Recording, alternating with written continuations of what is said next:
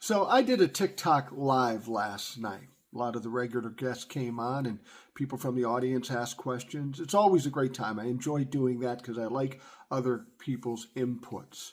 And actually, if you want to hear that live, it will be available after noon today Central Time on YouTube and on Spotify. Just look for Rational Boomer. Anyway, while I'm doing this, we had the occasion that a Trump humper joined us on the show.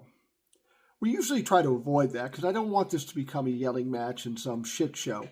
But this guy came on. He didn't look like a Trump humper, but he acknowledged he was, and he seemed pretty cordial and pretty polite. He said something that was very weird. He says, "I watch you all the time, and I don't agree with everything you say." Really?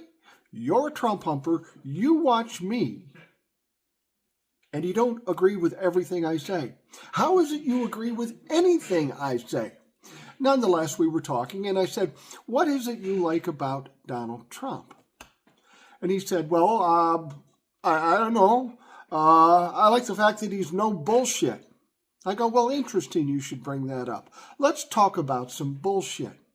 Prior to the election, would you agree that he said that tariffs would not increase prices, that it would go smoothly?" He said, "Yeah, that's what would go on." I said, "But yesterday he tells us that there's going to be some disruptions and it will definitely raise prices. Doesn't that strike you as bullshit?" And of course, he didn't say anything at that point. He spent a lot of time after that not saying anything when some of the other panel asked questions.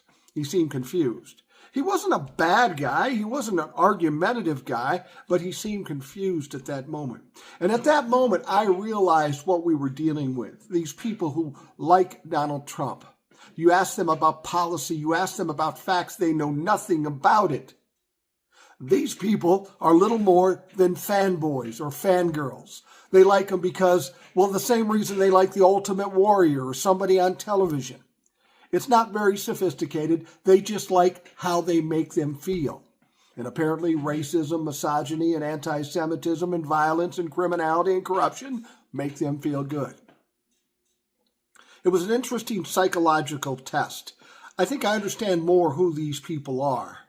But I'm not as confident as I was before that they have any common sense that they can be shifted. They love the guy for whatever fucking reason. And nothing he does is ever going to change their mind. That in itself is kind of frightening.